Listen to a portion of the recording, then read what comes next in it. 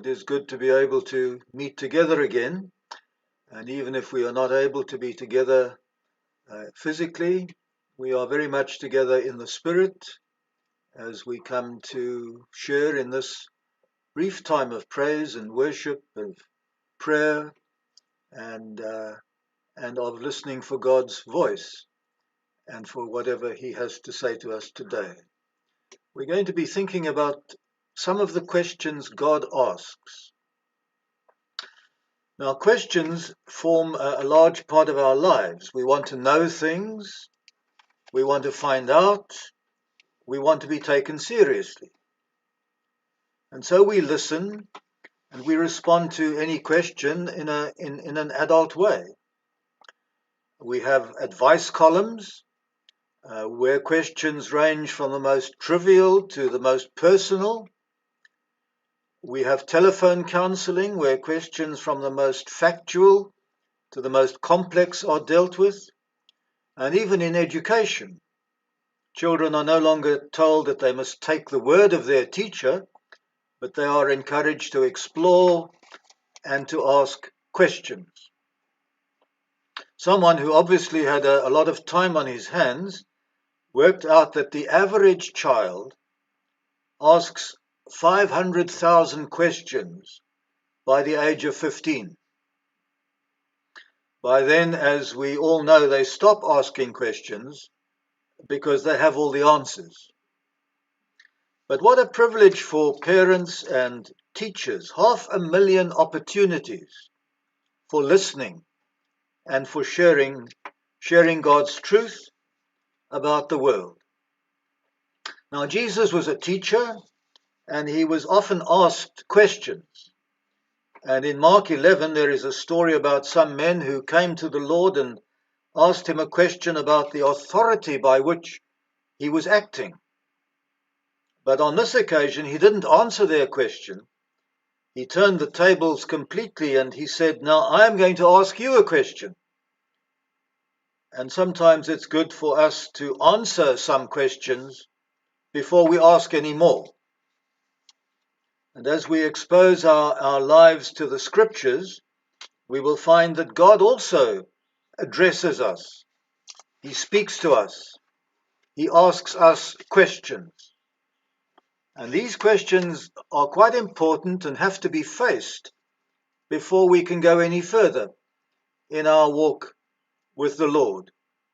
In fact, in answering some of the questions God puts to us, a great many of our own questions will be answered.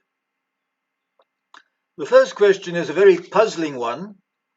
Man, where are you? We find that in Genesis chapter 3 and verse 9. Actually, the word is Adam, but Adam is the Hebrew word for man, so it's man or mankind. Where are you? And are you and I willing to answer that question and to answer it honestly? The question is not asking where we are geographically, because our location doesn't matter that much to God, who to the uttermost ends of the earth is with us, but it is rather about where you are in relation to me, asks God. Are you in Christ, or are you out of Christ? And when man first asked that question, he was in fact hiding from God. Now, how stupid can we get? He was hiding in a bush, in a garden, and he thought he was safe. But for all our progress, we are no different from mankind, from Adam. He at least knew and acknowledged that he was hiding. We sometimes just prefer to fool ourselves and to avoid the truth. I asked some members of a group how we avoid God or hide from him, and they said things like this: we keep busy all the time so we don't have to think about God, or we follow the easy way and we put off facing God, or when we've done wrong we block God out completely because we feel ashamed, embarrassed, guilty, even frightened. Some said we dabble in religion, the weirder the better, which only confuses us, because bad religion is guaranteed to be a way of hiding from God.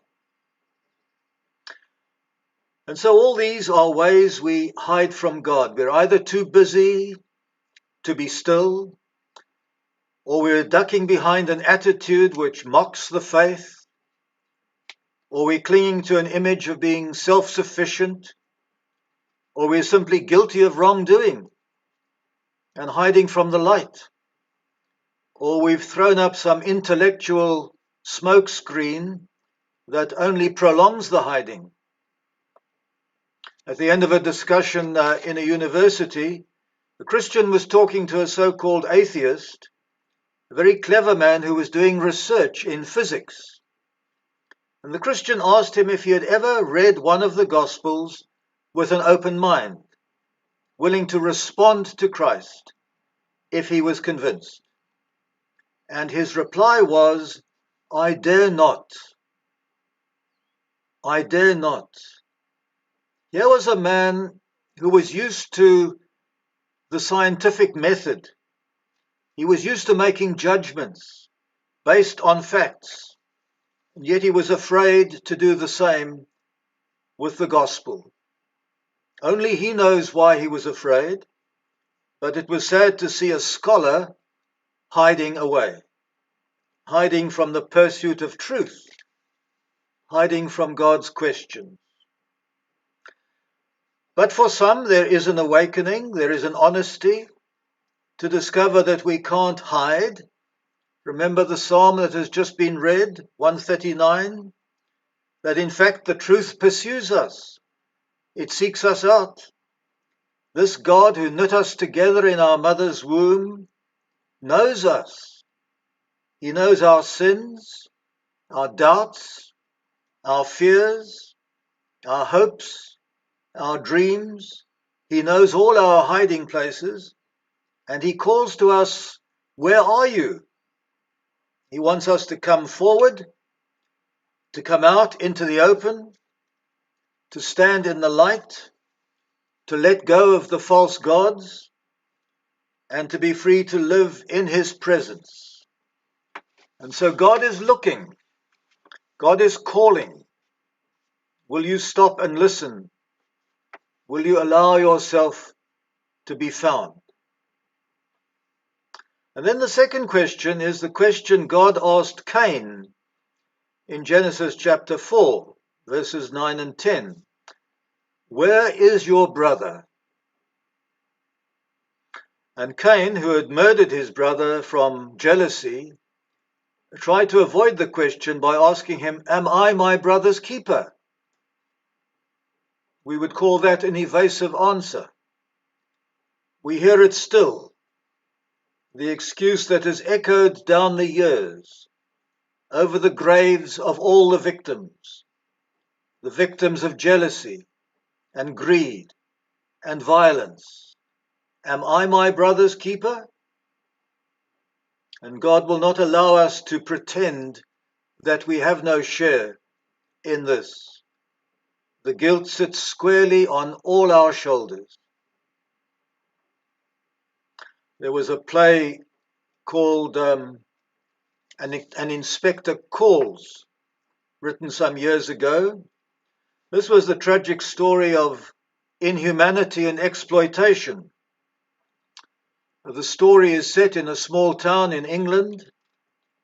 It tells the story of social discrimination of an upper class that could see no reason to be responsible or to care or even to be aware of a young girl from the lower classes.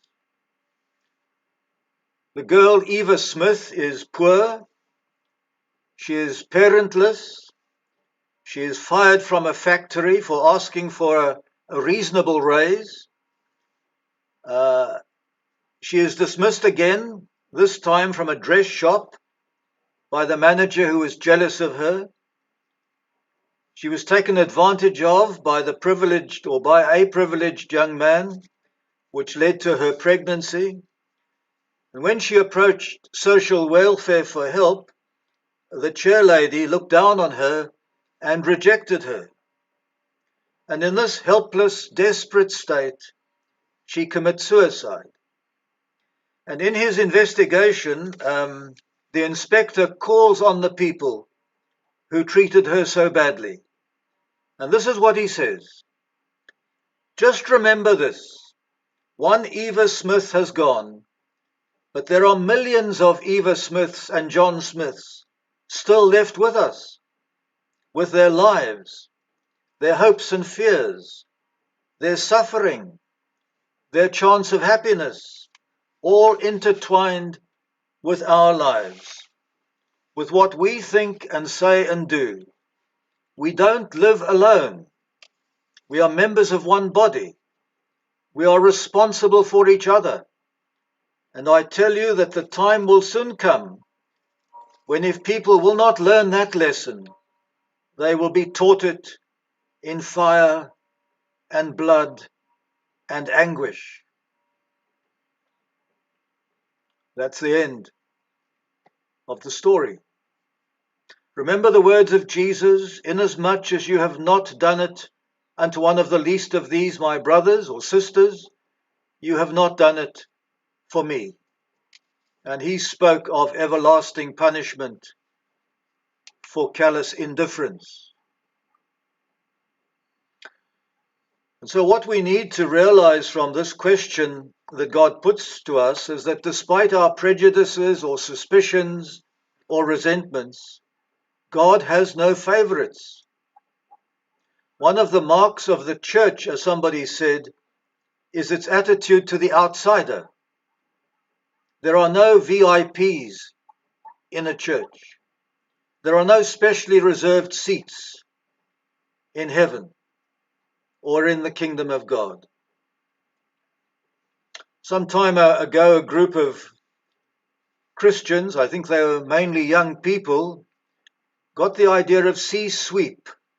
This was a ship equipped to pick up refugees and boat people who were in peril on the ocean. Various people were against the idea. They said, don't do it. They said, you'll be asking for trouble. But these Christians knew where their brothers and sisters were. And so Sea Sweep got going, and hundreds of men and women and children are alive now because some others knew the answer to the question, where is your brother? Where is your sister? Remember, says C.S. Lewis, God has no favorites. There are no unimportant people. Each one is a child of God with overwhelming possibilities for time and eternity. Each one is a child of God with overwhelming possibilities for time and eternity. And then the third question is the one God asked Moses. What have you got in your hand? In Genesis chapter 4, verse 2. Now Moses, as we know, is one of the great people of history, but he wasn't always successful. When God asked him this question, he was actually very depressed. He had no home of his own.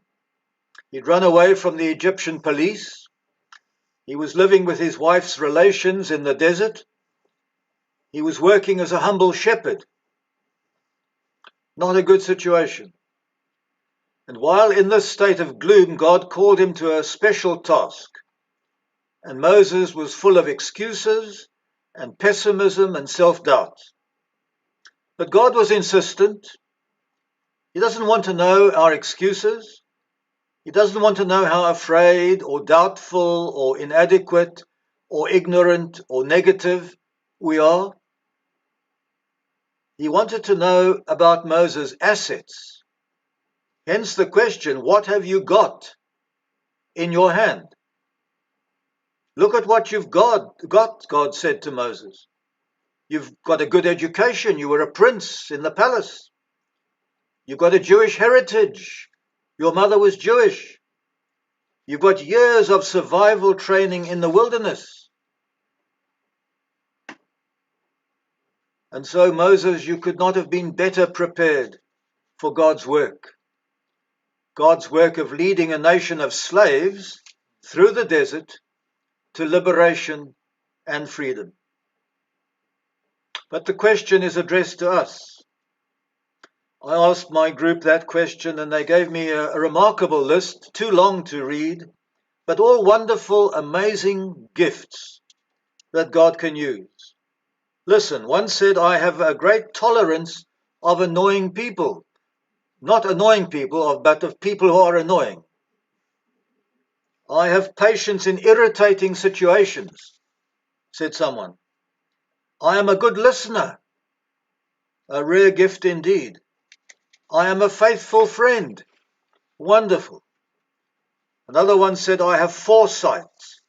I am good at planning ahead, and so on. There were many more. All these are gifts to enrich the world. What have you got in your hand? Try to identify it as these people have. Probably you've got much more to offer than you think. And then focus on what you've got and not on what you haven't got. A young soldier lost both legs in an accident. He learned to live with this. He became an actor. He became an author. He married.